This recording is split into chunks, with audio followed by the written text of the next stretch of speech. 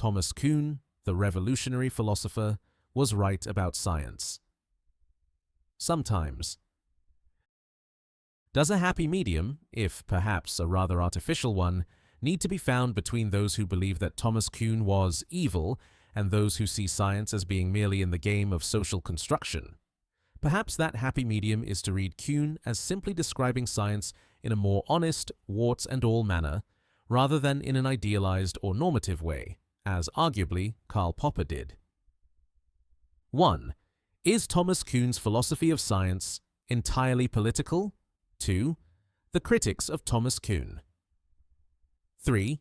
John Horgan on Thomas Kuhn, Absolute Truths versus Equal Untruths. This essay relies a fair amount on the science journalist John Horgan's account of his interview with Thomas Kuhn. Horgan's words can be found in his Scientific American article, What Thomas Kuhn Really Thought About Scientific Truth, as well as in his book, The End of Science. The following essay doesn't tackle Kuhn's notion of a paradigm. Is Kuhn's philosophy of science entirely political? According to John Horgan, Thomas Kuhn insisted that he did not believe that science was entirely political, a reflection of the prevailing power structure.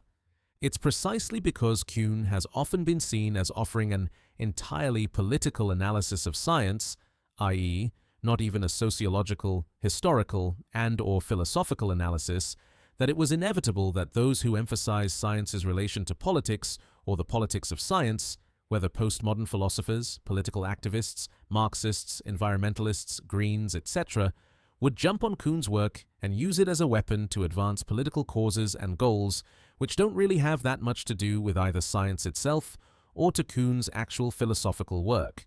So some, even many, commentators have interpreted Kuhn's work through an almost exclusively political lens.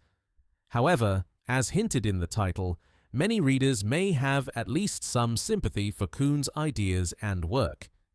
That said, what they should have less sympathy for, at least in my own view, are those people who deploy Kuhn's words in order to advance political causes and goals, which they'd probably have believed in even if they'd never read a single word of The Structure of Scientific Revolutions.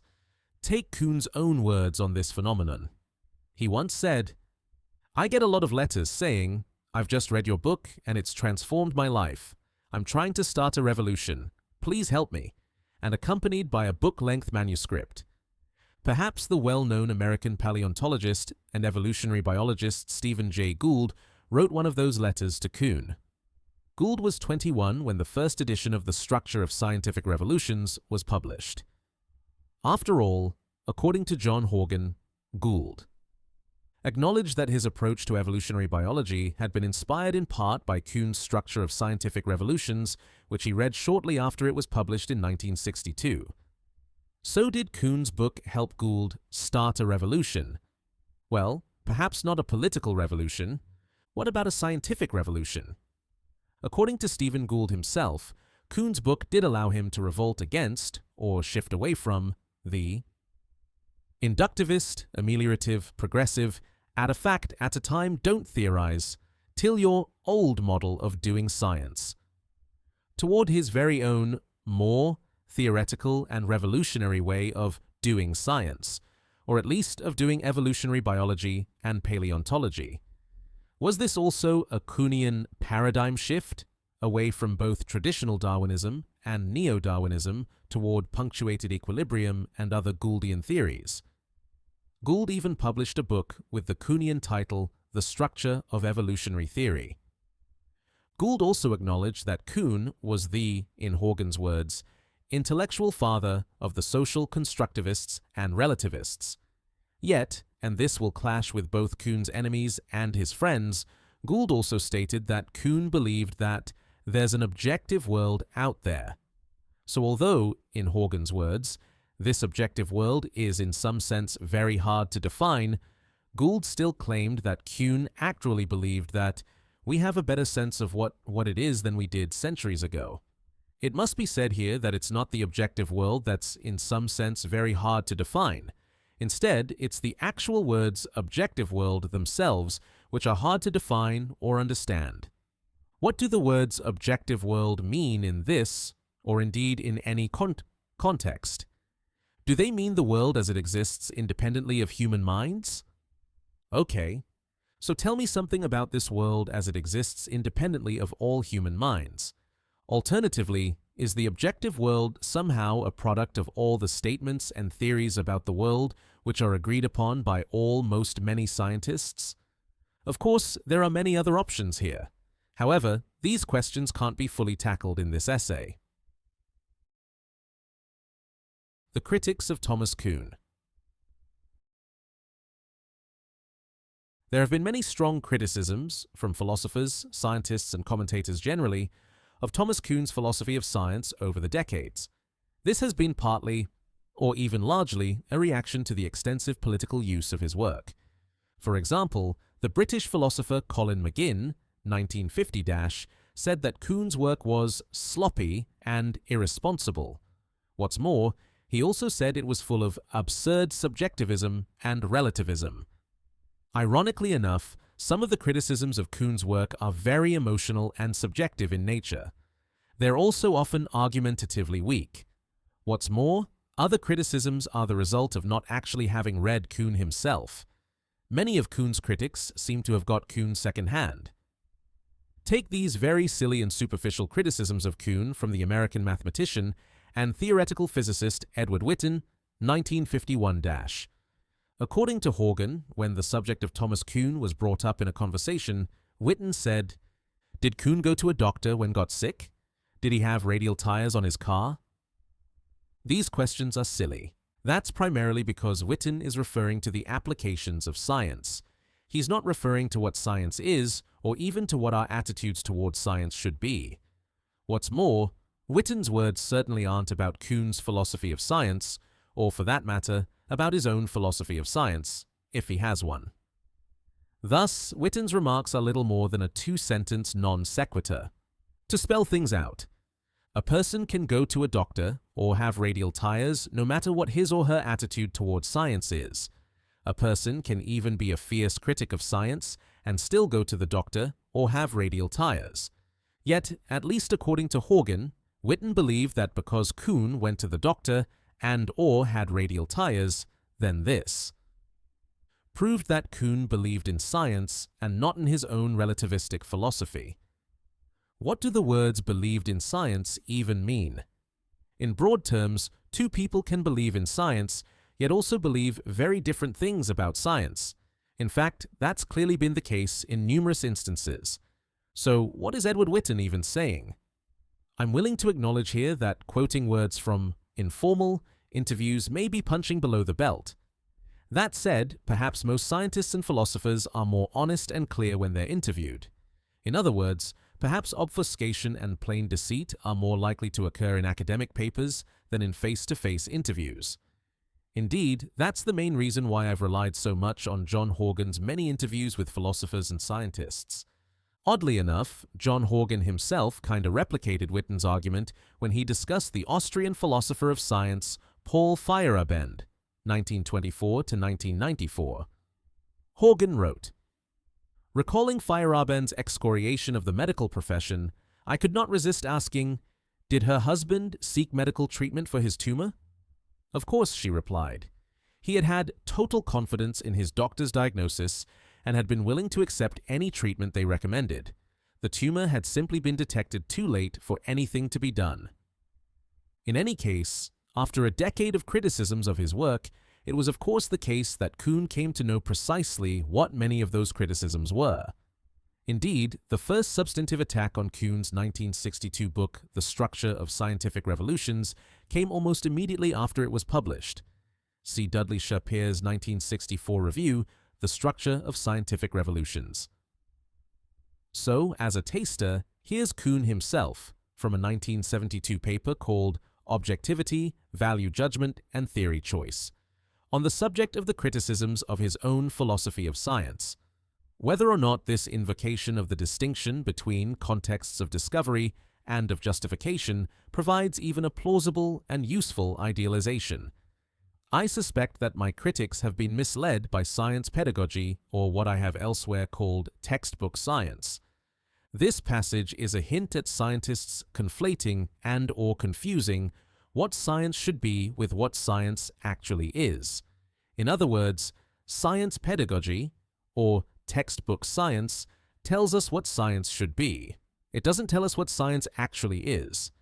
In addition, the distinction between the context of discovery and the context of justification wasn't even seen as an idealization by most of those scientists and philosophers who originally made use of it. Yet here's Kuhn arguing that this distinction doesn't even work as a plausible and useful idealization. Now let's move away from scientists themselves to two philosophers of science. Karl Popper's philosophy of science can be classified as being largely normative in nature, i.e., it tells us what science should be. Indeed, Popper even admits this in another of John Horgan's interviews. C. Karl Popper finally answers the question, is falsifiability falsifiable? Kuhn, on the other hand, described his own philosophy of science as being descriptive. Does all this explain why Popper has been classed as the favorite philosopher of scientists? Similarly, does it also explain why Kuhn has been severely castigated by many scientists, particularly physicists? Elsewhere in the same paper, Kuhn wrote, "A number of philosophers have greeted remarks like these in a way that continues to surprise me. My views, it is said, make of theory, choice a matter of mob psychology." Kuhn believes, I am told, that the decision of a scientific group to adopt a new paradigm cannot be based on good reasons of any kind, factual or otherwise. Of course, Kuhn's account of matters might not have been fair or even honest. Still, note his words, Kuhn believes, I am told. These words square with my own experiences of some scientists and philosophers getting Kuhn secondhand.